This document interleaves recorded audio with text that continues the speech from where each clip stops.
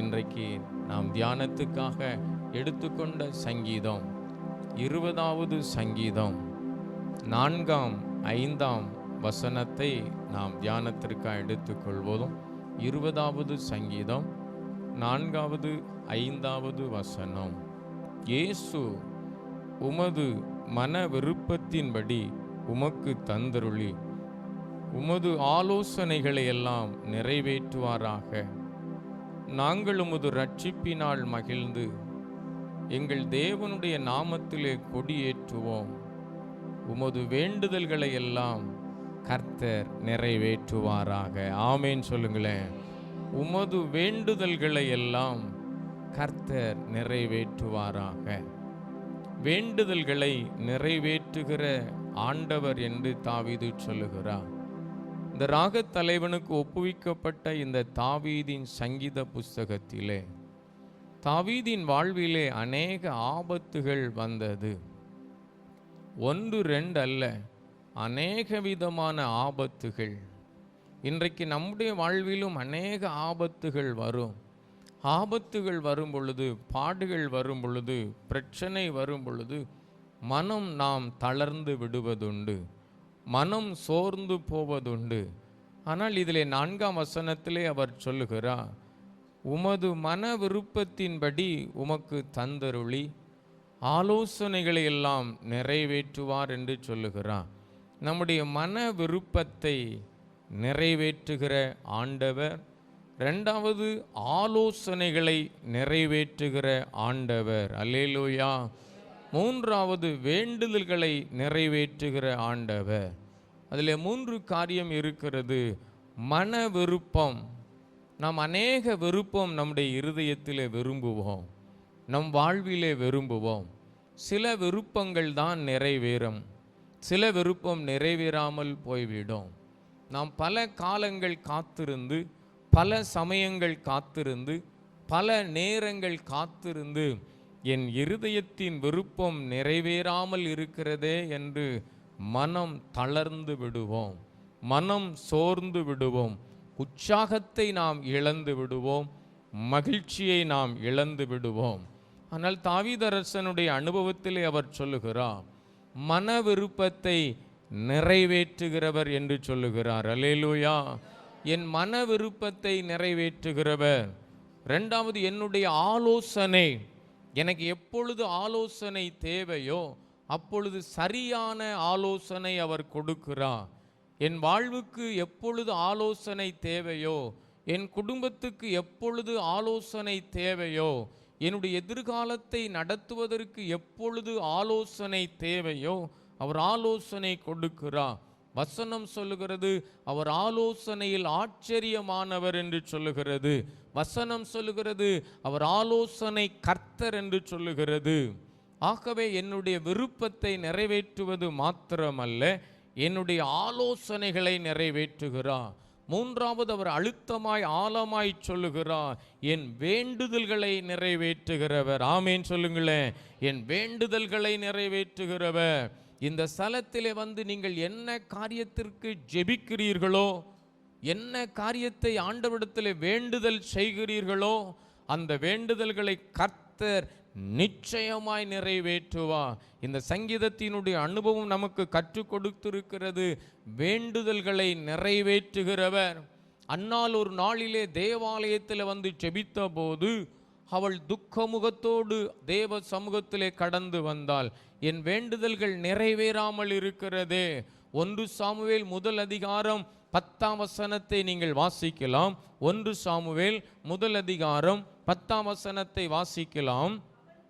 அவள் போய் மனம் கசந்து மிகவும் அழுது கர்த்தரை நோக்கி விண்ணப்பம் பண்ணினாள். போதும்.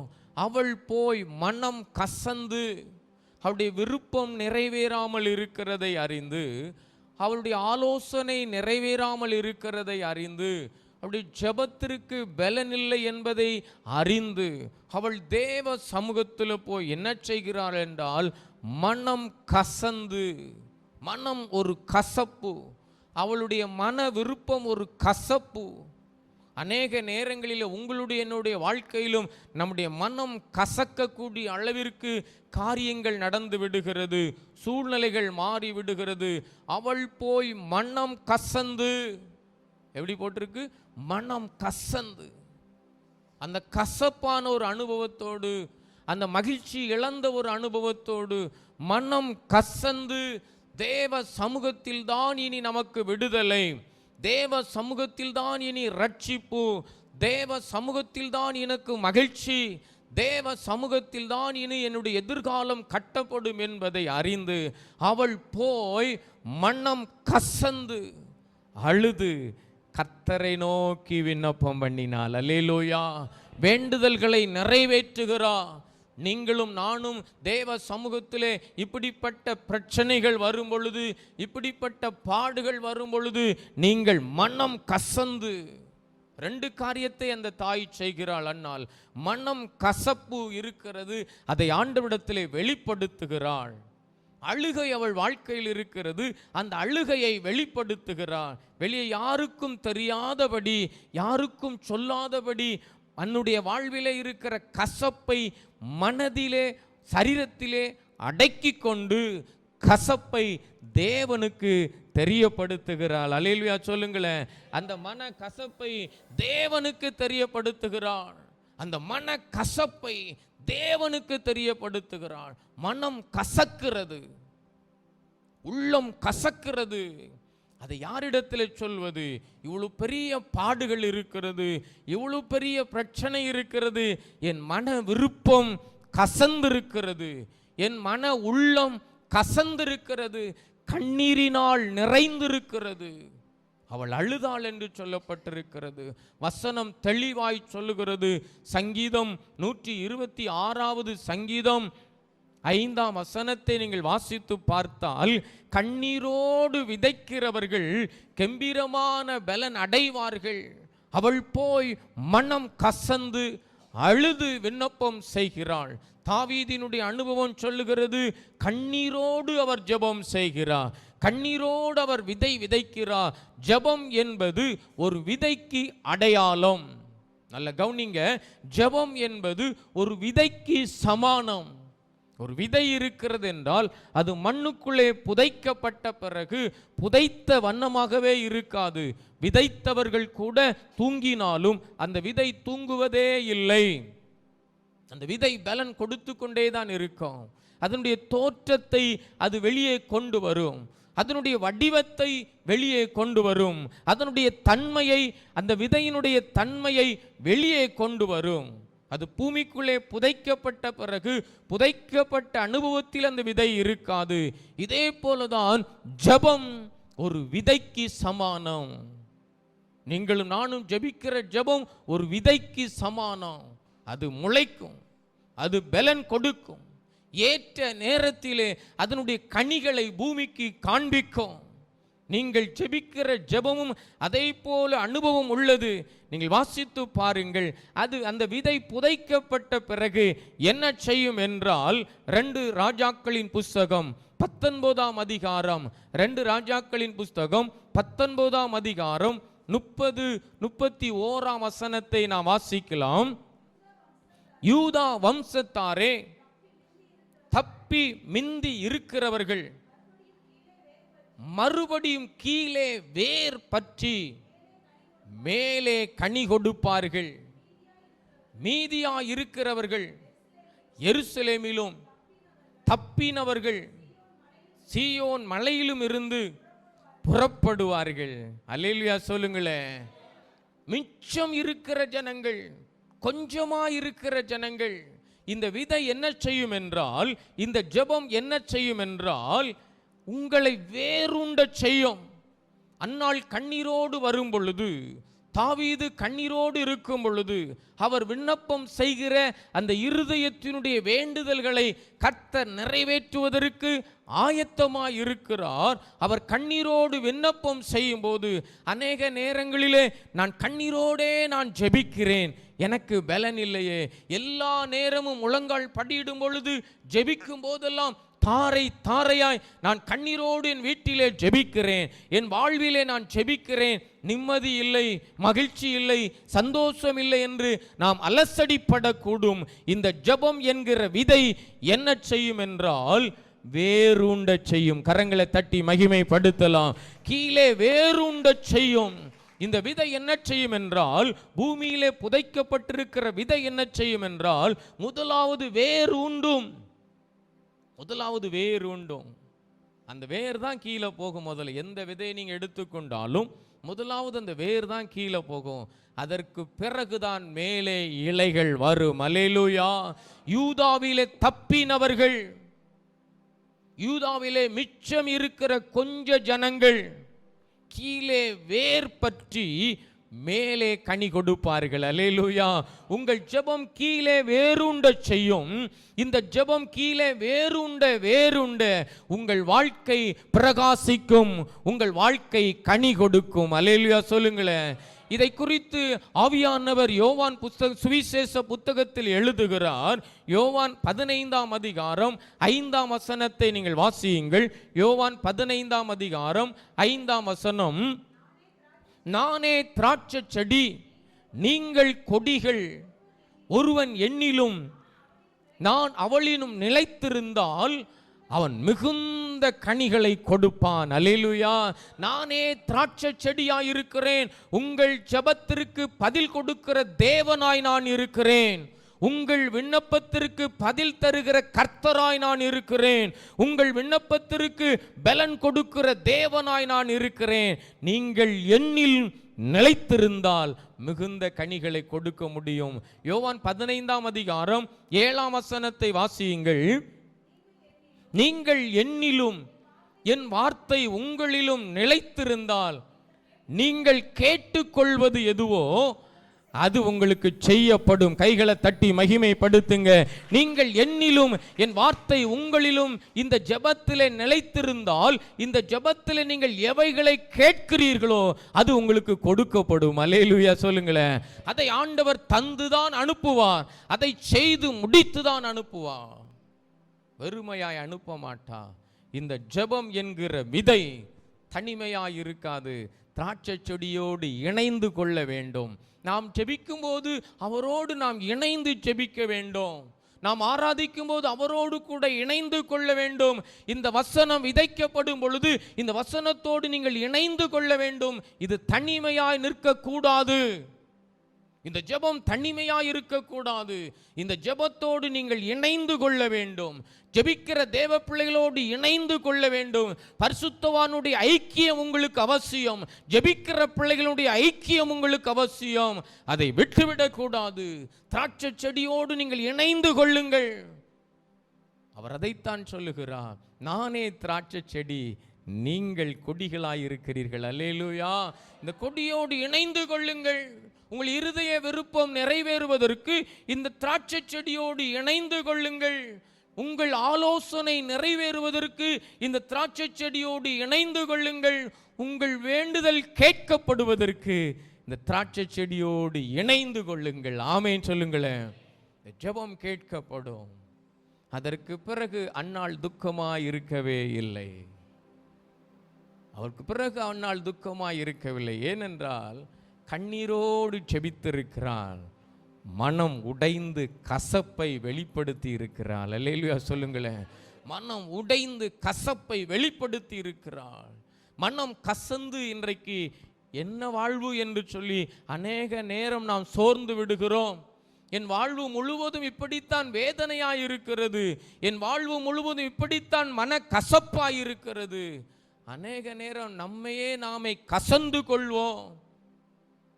என்ன காரணத்துக்கு கண்ணீர் வடிக்கிறோம் என்று தெரியாத அளவிற்கு நாம் கண்ணீர் வடிக்கிறோம். வசனம் தெளிவாய் சொல்லுகிறது, ஆலோசனைகளை நிறைவேற்றுகிறவர், மன விருப்பத்தை நிறைவேற்றுகிறவர், ஜெபத்தை நிறைவேற்றுகிறவர். அல்லேலூயா. ஜெபத்தை நிறைவேற்றுகிறவர். அவர் எப்படிப்பட்டவராய் இருக்கிறார்? இந்த ஜெபத்தை கேட்கிறவர் எப்படிப்பட்டவராய் இருக்கிறார்? திராட்சை செடியாயிருக்கிறார். இரண்டாவது அவர் சொல்லுகிறார், அப்போஸ்தலர் 10:38 வாசித்து பாருங்கள். அவர் எப்படிப்பட்டவராய் இருக்கிறார் என்று அப்போஸ்தலர் எழுதுகிறார். அப்போஸ்தலர் 10:38 நசரனாகிய இயேசுவை தேவன் பரிசுத்த ஆவியினாலும் வல்லமையினாலும் அபிஷேகம் பண்ணினார். தேவன் அவரோடு கூட இருந்தபடியினால் நன்மை செய்கிறவராய் சுற்றி இருக்கிறார். அல்லேலூயா. அவர் அபிஷேகம் பண்ணப்பட்டவர், ஜெபத்தில் நிறைந்திருக்கிறவர். நசரனாகிய இயேசுவை தேவன் அபிஷேகம் பண்ணி இருக்கிறார். சங்கீதம் 20:6 வாசித்து பாருங்கள். கர்த்தர் தாம் அபிஷேகம் பண்ணினவரை ரட்சிக்கிறார் என்பதை இப்பொழுது நான் அறிந்திருக்கிறேன். அல்லேலூயா சொல்லுங்களேன். அவர் திராட்சை செடி என்பதை, அவர் அபிஷேகம் பண்ணப்பட்டவர் என்பதை நீங்கள் நன்கு அறிந்திருக்க வேண்டும். தாவீது சொல்லுகிறார், நான் அபிஷேகம், கர்த்தர் தாம் அபிஷேகம் பண்ணினவர் என்பதை இப்பொழுது நான் அறிந்திருக்கிறேன். அந்த 6 வாசிங்க. கர்த்தர் தாம் அபிஷேகம் பண்ணினவரை ரட்சிக்கிறார் என்பதை இப்பொழுது அறிந்திருக்கிறேன். உமது வலது கரம் செய்யும் ரட்சிப்பின் வல்லமையை காண்பித்து உமது பரிசுத்த வானத்திலிருந்து ஜெபத்தை கேட்பீராக. கைகளை தட்டி மகிமைப்படுத்தலாம். பரிசுத்த வானத்திலிருந்து ஜெபத்தை கேட்கிறவர். யாருடைய ஜெபத்தையும் அவர் தள்ளவே மாட்டார். நாம் சரியாய் நேரம் ஒதுக்கி காத்திருந்து ஜெபிக்க வேண்டும். அந்த அன்னால் சரியாய் அந்த ஜெபத்தை ஆரம்பிக்கிறார்கள். முதலாவது மன கசப்பை வெளிப்படுத்துகிறார்கள். மனம், இருதயம் கசப்பு. ஏதோ ஒரு அனுபவத்தில் நீங்களும் இன்றைக்கு கசந்த அனுபவத்தில் வந்திருக்கலாம். ஏதோ ஒரு விதத்தில் கண்ணீரோடு வந்திருக்கலாம். 3 காரியத்தை தெளிவாய் நீங்கள் புரிந்து கொள்ளுங்கள். என் மன விருப்பத்தை நிறைவேற்றுகிறவர் இங்கே என்னோடு கூட அசைவாடி கொண்டிருக்கிறார். அல்லேலூயா. எனக்கு சரியான ஆலோசனை கொடுக்கிறவர் என்னோடு கூட இருக்கிறார். என் ஜெபத்திற்கு பதில் கொடுக்கிறவர் என்னோடு கூட இருக்கிறார். அவர் தெளிவாய் சொல்லுகிறார், உமது வல்லமையை காண்பித்து உமது பரிசுத்த வானத்தில் இந்த ஜெபத்தை கேட்பா. தமது வலது கரம் ரட்சிப்பினாலே, தமது வலது கரம் அந்த ஜனங்களுக்கு ஒரு ரட்சிப்பை கொடுக்கும். நீங்கள் வாசித்து பாருங்கள். தாவீது அந்த ரட்சிப்புக்காக முதலாவது போராடுகிறார். ஒரு நெருக்கம் வரும் பொழுது, ஒரு பிரச்சனை வரும் பொழுது நாம் என்ன செய்ய வேண்டும், இதை தாண்டி எப்படி போவது, இந்த பிரச்சனையை தாண்டி எப்படி போவதென்று கலங்கி நிற்கும் ஒரு கூட்டம் இருக்கிறது. எதிர்த்து செயல்படுகிற சூழ்நிலை இருக்கிறது. எதிர்த்து செயல்படுகிற மனிதர்கள் இருக்கிறார்கள். இதற்கு மத்தியிலே ஜனங்கள் நிந்திக்கப்படுவதையும் அவமானப்படுவதையும் தூஷிக்கப்படுவதையும் ஒருவரை ஒருவர் சம்பாஷித்துக் கொண்டிருக்கிறார்கள். ஆனால் இந்த வார்த்தைகளை கேட்ட பொழுது தாவீதால் கிரகித்து கொள்ள முடியவில்லை. தாவீது தேவனை நிந்திக்கும் பொழுது, தேவனுடைய ஜனங்களை நிந்திக்கும் போது அவரால் அமைதலாயிருக்க முடியவில்லை. மாறாக என்ன செய்கிறான் என்றால், 1 சாமுவேல் புத்தகம் 17 37 நாம் வாசிக்கலாம். 1 சாமுவேல் 17 பின்னும் தாவீது, என்னை சிங்கத்தின் கைக்கும் கரடியின் கைக்கும் தப்புவித்த கர்த்தர் இந்த பெலிஸ்தனுடைய கைக்கும் என்னை தப்புவிப்பார் என்றான். அப்பொழுது சவுல் தாவீதை பார்த்து, போ, கர்த்தர் உன்னோடு கூட இருக்கிறார். நல்ல கைகளை தட்டி மகிமைப்படுத்தலாம். நல்ல மகிமைப்படுத்துங்க. நீ போ, கர்த்தர் உன்னோடு கூட இருக்கிறார். உன் இருதய விருப்பத்தை நிறைவேற்றுகிறவர் உன்னோடு கூட இருக்கிறார். இந்த நேரத்தில் சரியான ஆலோசனை கொடுக்கிறவர் உன்னோடு கூட இருக்கிறார்.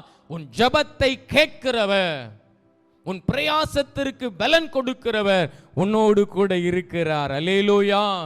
இந்த வசனம், இந்த அதிகாரத்திலே நீங்கள் பார்ப்பீர்கள் என்றால், இஸ்ரவேல் மக்கள் பெலிஸ்தர்களோடு போராடி கொண்டிருக்கிறார்கள். பெலிஸ்தர்கள், அதிலும் குறிப்பாக ஒரு பெலிஸ்தன் எழும்பி வருகிறான். பெலிஸ்தன் எழும்பி வருகிறான். அவன் தேவனை நிந்திக்கிறான், ஜனங்களை நிந்திக்கிறான். எல்லாரும் கேட்கிறார்கள், அவனுடைய தோற்றம் எப்படிப்பட்டதா இருக்கிறது. நீங்கள் வாசித்து பாருங்கள். அந்த 1 சாமுவேல் 17 நீங்கள் வாசித்து பாருங்கள். அப்பொழுது காத் ஊரானாகிய கோலியாத் என்னும் பெயருள்ள ஒரு வீரன் பெலிஸ்தரின் பாளையத்திலிருந்து புறப்பட்டு வந்து நடுவே நிற்பான். அவன் உயரம் 6 முழமும் 1 ஜாணுமாம். அவன் தன் தலையின் மேல் வெண்கல சிராவை போட்டு பொற்கவசம் தரித்து கொண்டிருப்பான். அந்த கவசத்தின் நிறை 5000 சேக்கல் வெண்கலமாயிருக்கிறது. அவன் தன் கால்களிலே வெண்கல கவசத்தையும் தன் தோள்களின் மேல் வெண்கல கவசத்தையும் தரித்து நிற்பான். அவனுடைய ஈட்டி தாங்கு நெசவுக்காரரின் படை மரத்தின் கனதியும் அவன் ஈட்டியின் அளவு 100 சேக்கல் இரும்புமாயிருக்கும். பரிசை பிடித்தவனாய் அவனுக்கு முன்னே நடந்து போவான். 8ஆம் வசனம் வாசிங்க. அவன் வந்து நின்று இஸ்ரவேலின் சேனைகளை பார்த்து சத்தமிட்டு, நீங்கள் யுத்தத்திற்கு அணிவகுத்து நிற்கிறது என்ன? நான் பெலிஸ்தன் அல்லவா? நீங்கள் சவுரின் சேவகர் அல்லவா? உங்களில் ஒருவனை தெரிந்து கொள்ளுங்கள், அவன் என்னிடத்தில் வரட்டும். அல்லேலூயா. உங்களில் ஒருவனை தெரிந்து கொள்ளுங்கள். இஸ்ரவேலை பார்த்து நிந்திக்கிறான். இந்த பெலிஸ்தன் தேவ சமூகத்திலே தேவ ஜனங்களை பார்த்து நிந்திக்கிறான். உங்களையும் என்னையும் சில நேரம் உலகம் நிந்திக்கும். சில மனிதர்கள் நிந்திப்பார்கள், சில மனிதர்கள் தூசிப்பார்கள், சில மனிதர்கள் அவமானப்படுத்துவார்கள். ஒரு நாள் 2 நாள் அல்ல, தினமும் இவனுடைய வேலை இதுவாகவே இருக்கிறது. அல்லேலூயா. வசனம் சொல்லுகிறது, 1 சாமுவேல் 17ஆம் அதிகாரம் 16ஆம் வசனத்தை வாசியுங்கள். அந்த பெலிஸ்தன் காலையிலும் மாலையிலும் 40 நாள் வந்து நிற்பான். 40 நாள் வந்து நிந்திக்கிறான். வெளியே தலை காட்ட முடியாத அளவிற்கு நிந்திக்கிறான். எல்லாரும் கேட்கிறாங்க. சவுல் ராஜா கேட்கிறாரு. சவுல் ராஜா கேட்கிறாரு. அந்த நிந்தையான வார்த்தைகளை கேட்டுட்டு அப்படியே அமைதியாக இருக்கிறாங்க. அவனோடு எதிர்த்து நிற்கிறதற்கு யாருக்கும் பலன் இல்லை. ஆனால் வசனத்தை வாசித்து பாருங்கள். 1 சாமுவேல் 17ஆம் அதிகாரம் 31ஆம் வசனத்தை 32ஆம் வசனத்தை வாசியுங்கள். தாவீது சொன்ன இந்த வார்த்தைகளை அவர்கள் கேட்டு அது சவுலின் சமூகத்தில் அறிவித்தார்கள். அப்பொழுது அவனை அழைப்பித்தான். தாவீது சவுலை நோக்கி, இவன் நிமித்தம் ஒருவனுடைய இருதயம் கலங்க வேண்டியதில்லை. கைகளை தட்டி மகிமைப்படுத்துங்க. நல்ல விடுதலையோடு மகிமைப்படுத்துங்க. இவன் நிமித்தம் ஒருவனுடைய இருதயமும் கலங்க வேண்டாம். எவ்வளவு தெளிவாய் தாவீது விளக்கம் கொடுக்கிறார் பாருங்க. இந்த பெரிய ஒரு பெலிஸ்தனை பார்த்து இஸ்ரவேல் கலங்கி நிற்கிறார்கள். சவுல் ராஜா கலங்கி நிற்கிறான். ஆனால் தாவீது அங்கே உள்ளே கடந்து போன பிறகு அந்த ஜனங்களை பார்த்து சொல்லுகிறார், இந்த மனித நிமித்தம் யாருடைய இருதயமும் கலங்க வேண்டாம். உங்கள் சூழ்நிலைகளை பார்த்து, உங்களுடைய வாழ்வை பார்த்து, உங்களுக்கு இருக்கிற பிரச்சனைகளை பார்த்து உங்களுடைய இருதயம் கலங்க வேண்டாம். அல்லேலூயா சொல்லுங்களேன். யோவான் 14:1 என்ன சொன்னார்? உங்கள் இருதயம் கலங்காதிருப்பதாக என்று சொன்னார். உங்கள் இருதயம் கலங்காதிருப்பதாக. பிரச்சனைகளை பார்த்து உங்கள் இருதயம் பயப்படாதிருப்பதாக. சூழ்நிலைகளை பார்த்து உங்கள் இருதயம் கலங்காதிருப்பதாக. வியாதிகளை பார்த்து உங்கள் இருதயம் கலங்காதிருப்பதாக. கலங்கி போன இருதயத்தை ஸ்திரப்படுத்துகிற ஆண்டவர். அல்லேலூயா. அவர் சொல்லுகிறார், தாவீது சவுலை நோக்கி, இவன் நிமித்தம் ஒருவனுடைய இருதயம் கலங்க வேண்டியதில்லை. ஆமென் சொல்லுங்களேன். உங்க சூழ்நிலை பார்த்து உங்கள் இருதயம் கலங்க வேண்டாம். இருதயத்தின் விருப்பத்தை நிறைவேற்றுகிறவர், ஆலோசனையை நிறைவேற்றுகிறவர், ஜபத்தை நிறைவேற்றுகிறவர். இந்த மனிதனுடைய இருதயத்தை பார்த்து, இந்த மனிதனுடைய தோற்றத்தை பார்த்து, கவசம் அணிந்திருக்கிறானே, ஆயுதம் தரிப்பித்திருக்கிறானே, யுத்த ஆயுதத்தோடு நிற்கிறானே, இஸ்ரவேலை நிந்திக்கிறானே, எல்லாருக்கும் மேலாய் உயர்ந்திருக்கிறானே, சமஸ்த ஜனங்களும் கலங்கி கொண்டிருக்கிறார்கள். இந்த சூழ்நிலையை பார்த்து கலங்க வேண்டாம். அல்லேலூயா. இந்த காரியங்களை பார்த்து நீ கலங்க வேண்டாம். இது எப்படி ஆக போகிறதோ? சவுல் ராஜா கலங்கி நிற்கிறான். சவுலோடு இருக்கிற மனிதர்கள் கலங்கி நிற்கிறார்கள்.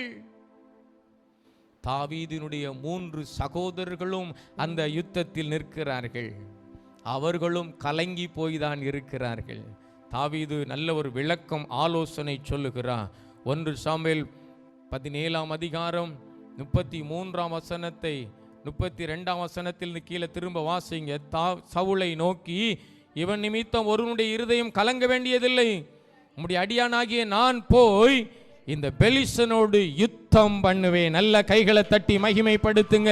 உம்முடைய அடியானாகிய நான் போய் பெலிஸ்தனோடு யுத்தம் பண்ணுவேன். கீழே சொல்றாரு, அப்பொழுது தாவீதை நோக்கி, இந்த பெலிஸ்தனோடு எதிர்த்து யுத்தம் பண்ண உன்னால் ஆகாது. நீ இளைஞன், அவனோ சிறு வயது முதல் யுத்த வீரன். இப்போதான் விளக்கம் சொல்றாரு. 34ஆம் வசனத்துல, தாவீது சவுலை பார்த்து, உம்முடைய அடியான் என் தகப்பனுடைய ஆடுகளை மேய்த்து கொண்டிருக்கிற போது ஒரு விசை ஒரு சிங்கம், ஒரு விசை ஒரு கரடி வந்து மந்தையில் இருக்கிற ஒரு ஆட்டை பிடித்து கொண்டது. நான் அதை தொடர்ந்து போய் அதை அடித்து அதன் வாய்க்கு தப்புவித்தேன். என் மேல் பாய்ந்த போது நான் அது தாடியை பிடித்து அதை அடித்து கொன்று போட்டேன். கைகளை தட்டி மகிமைப்படுத்தலாம். என்னோடு இருக்கிற கர்த்தர் பெரியவர், என்னுடைய இருதய விருப்பத்தை நிறைவேற்றுகிறவர் பெரியவர், எனக்கு ஆலோசனை கொடுக்கிற ஆண்டவர் பெரியவர், என் ஜெபத்தை கேட்கிற ஆண்டவர் பெரியவர். அல்லேலூயா. ஜெபத்தை கேட்கிற எவ்வளவு தைரியம் பாருங்கள். யுத்த ஆயுதம் அணியல, கவசம் அணியல, அந்த பழக்கம் இல்லை. ஆனால் அவர் சொல்லுறார், எனக்குள்ளே விருப்பம் இருக்கிறது. நான் ஒரு முறை சிங்கம் வந்தது, ஒரு முறை கரடி வந்தது, ஆடுகளை பிடித்து கொண்டிருக்கும் பொழுது நான் அதை பார்த்தேன். அதை அடித்து துரத்தி ஆடுகளை நான் பாதுகாத்து கொண்டேன். இந்த பெலிஸ்தன் எம்மாத்திரம்? ஒருவனுடைய இருதயம் இதை பார்த்து துவள வேண்டாம். அல்லேலூயா. பயப்பட வேண்டாம். கீழே வாசித்து பாருங்கள். இப்பொழுது அந்த சிங்கத்தையும் அந்த கரடியையும் உன்னுடைய அடியானாகிய நான் கொன்றேன். விருத்த சேதனம் இல்லாத இந்த பெலிஸ்தனும் அவைகள் ஒன்றை போல இருப்பான். அவன் ஜீவனுள்ள தேவனின் சேனைகளை நிந்தித்தானே. இந்த நிந்தனைகளை என்னால தாங்கிக் கொள்ள முடியாது. வார்த்தையினால் என்னை நிந்திக்கிறாங்க, காரியத்தினால் என்னை நிந்திக்கிறாங்க, குத்திட்டே இருக்கிறாங்க. இந்த வார்த்தை என் இருதயத்தை கிழிக்கிறது. அதற்கு பிறகுதான் அந்த சவுல் சொல்கிறான், உன் தேவன் உன்னோடு கூட இருக்கிறார். அல்லேலூயா. ஜீவனுள்ள தேவனை நிந்திக்கிறதை தாவீதால் பொறுத்து கொள்ள முடியவில்லை. காரணம் என்ன?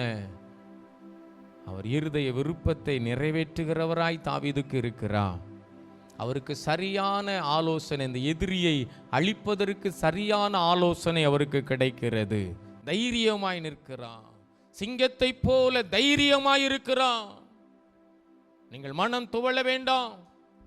எபிரேயர் 10:35 சொல்லப்பட்டிருக்கிறது, மிகுந்த பலனுக்கு ஏதுவான தைரியத்தை நீங்கள் விட்டு விடாதிருங்கள். தைரியமா இருங்க.